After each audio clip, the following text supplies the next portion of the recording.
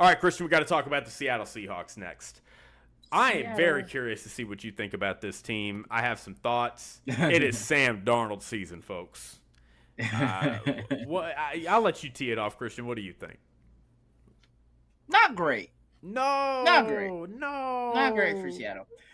Well, why? So, why? Positives, Is it the Sam Darnold thing, or is it, just the team in general, how it's constructed? Well, I will get there, Tree. All right. You're right. I'm rushing. Positives, they did Klint Kubiak, offensive coordinator, for what? What was that 4 or 5 week stretch for the Saints? It was pretty. It was pretty. Man, they look good. Derek Carr revitalizing his career and all that stuff.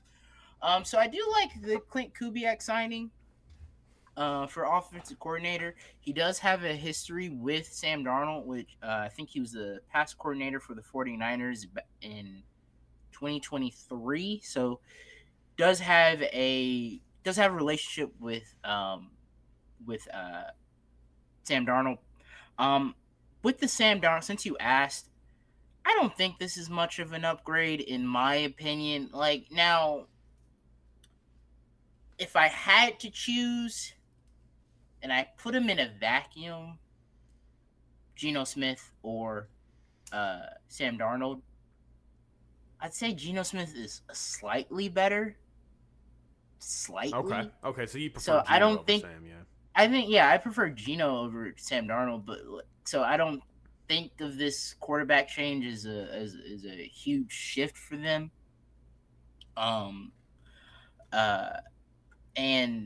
I was reading over the Warren Sharp report on Seattle, and man, dude, he's going from, I think it said he had the second best offensive line in Minnesota to now one of the worst, if not I think they were 30th. They're one of their bottom 32nd. Yeah, they're terrible. I mean, they're dead last in some categories. 32nd. Yeah. So yeah, all across the league with the NFL, the biggest kryptonite to quarterbacks is a great offensive line. But what is the number one thing, criticism of Sam Darnold is, Jake? Can you tell me what that is? He sees ghosts. He can't. He's seeing them ghosts. He sees ghosts. He didn't see a lot of ghosts last year. He didn't see a lot of ghosts last year. He saw a little bit, but he was really good last year. So he's now going to one of the worst offensive lines in the league.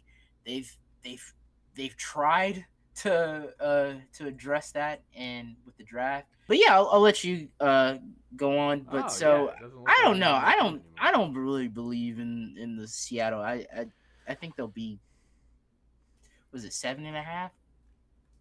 Yeah. Yes. Yeah.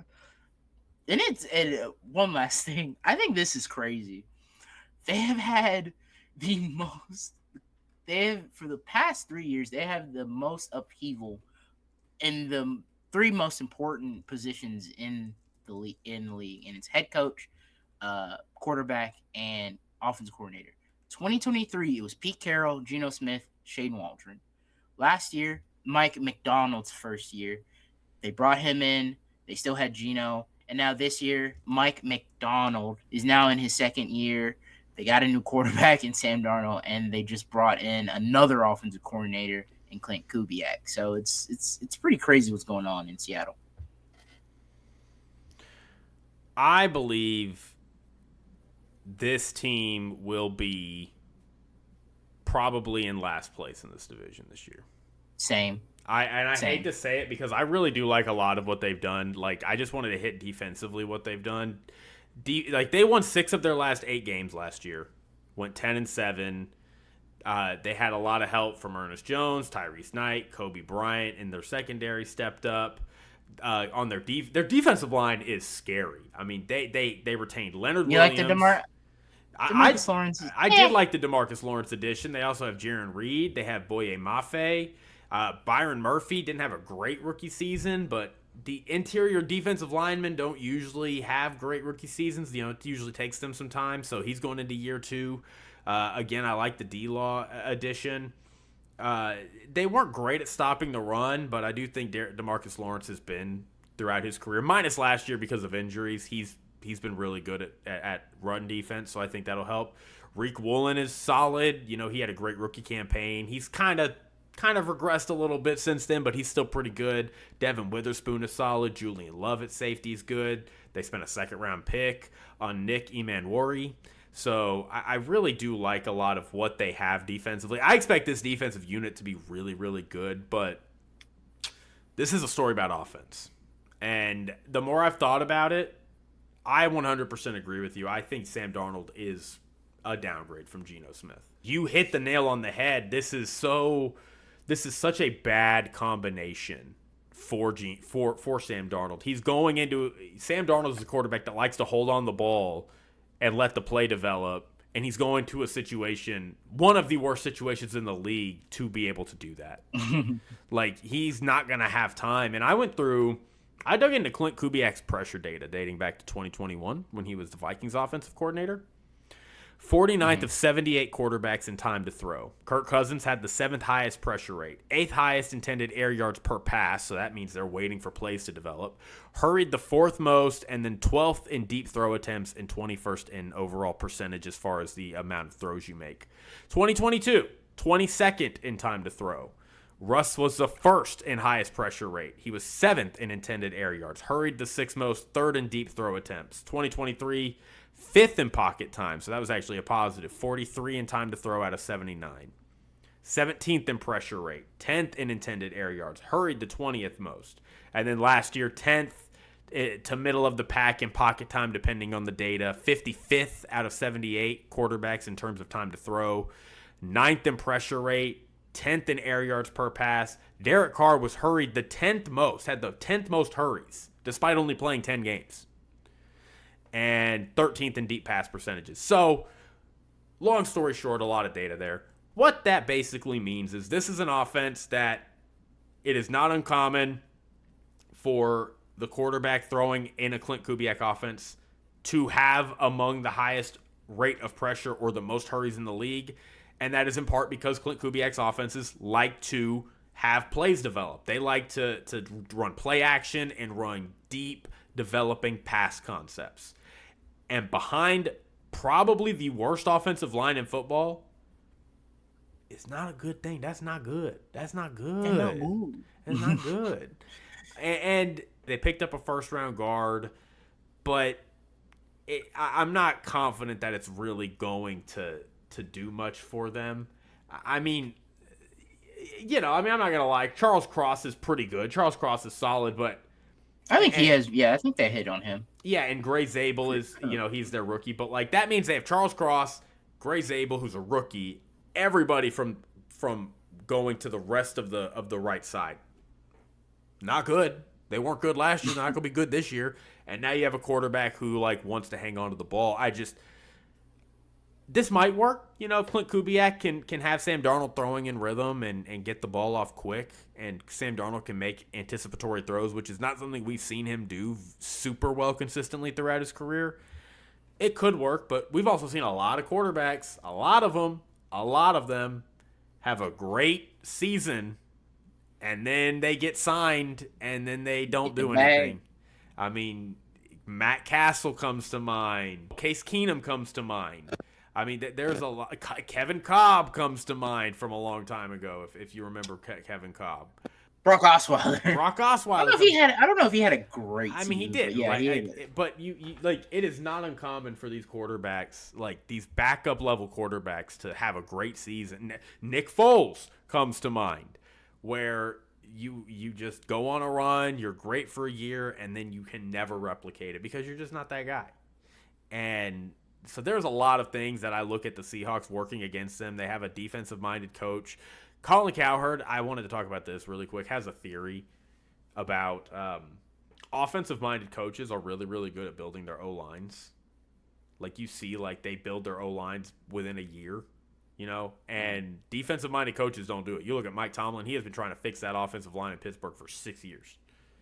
Like, can't do it. So, I love the defense. I like Jackson Smith and Jigba. You know, they got I Mark. think he'll have a really good year. I Yeah, mean, I he agree. had a really good year last year, but now he's been thrusted upon with the number one option. I do like Cooper Cup now. Cooper He is Cup in the coming. slot gonna be decent if he can stay healthy. My good. Marquez Valdez Scantling on the outside. Kind of wish they could have kept Tyler Lockett there. He's just been really solid, but I mean, Valdez Scantling is that deep threat. Now, I don't know. I don't think he's gonna fill the shoes of Tyler Lockett because man, Tyler Lockett made some insane deep down the field catches. So he's He was a got some weapon. big shoes to. He was a weapon. I don't. That's big shoes to fill. We have seen Valdez Scantling struggle. Dropped a. I remember that one game against the Eagles. Dropped that deep pass from Mahomes, perfectly thrown ball, and just dropped, and they lose that game. So it's gonna be probably some growing pains there. Like you said, Cooper Cup in the slot, coming off a disappointing season with the Rams, might feel a bit slighted. So hopefully, with some revigoration, he can step up. But yeah, like you said, the Klint Kubiak offense likes to throw the ball downfield and wait for these play action. But can they do it with this O line? If I had to bet, probably not. But it's the year to year things can change. Running back wise, I Love like Kenneth them. Walker, Love Kenneth Walker, and but then their they second don't have guy. an O line to run behind. They were, not great. 3.7 yards per carry last year for Kenneth Walker. Yeah, I mean, it is. Can their offensive line step up? That's what they got to do. And if their I offensive line agree. could step up, they could. I think their win total right now, projected win total is 7.5. If I had to bet, I'd probably bet the under. But if that offensive line can, stay healthy and can get the running game and the passing game going with the blocks, they could be okay. Like a nuisance, but not a real threat in the NFC. Yeah, I mean 7.5. Like this team, 7, 8 wins. I could see this team being 7-10. I just, this team did go 10-7 last year, and I hate to like poo-poo them because again, I do like their defense. I love their skill players, and I do like Mike MacDonald. Klint Kubiak's fine, and even Sam Darnold is not bad. Like I think there is a chance Sam Darnold could actually be the real deal, and he could have revitalized his career. But Sam Darnold's style of play behind this horrible offensive line, it's one of those things to me that it feels so obvious. I'm just like, am I dumb? Like, am I missing something? Because there's no way somebody thought that that was going to be a good idea.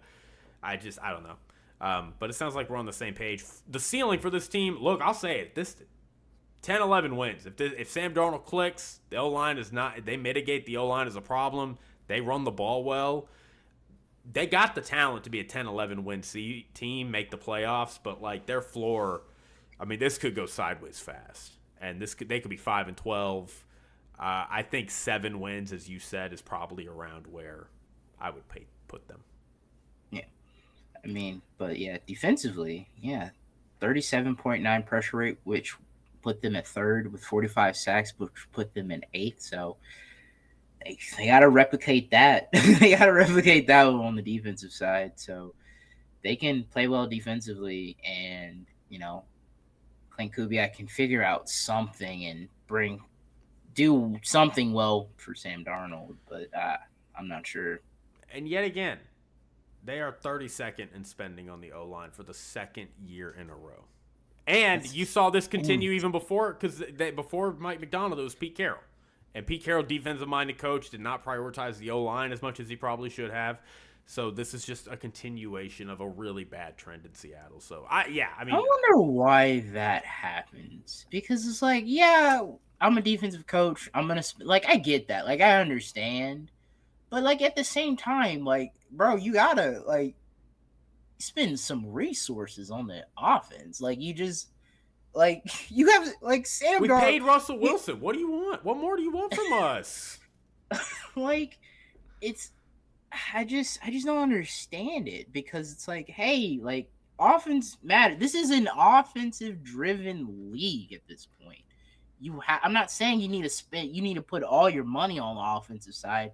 Now we have seen that work here and there, but like, bro, you gotta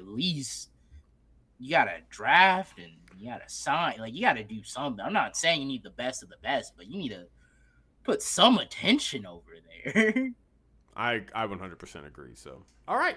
Well, sounds like we're in agreement on the Seahawks. I hate to say it. I really want this team to do well. And I think, again, they have a lot of the infrastructure that could lend them to do well. But we shouldn't have called this podcast From the Pocket. We should have called it Build the Line because that's what we're always talking about. That's how you do That's it, how you man. do it. You build your offensive and defensive line, and then build the rest will come. You build those. You create such a high floor for yourself. I mean, you have a top tier offensive and defensive line. You're winning 8 games minimum.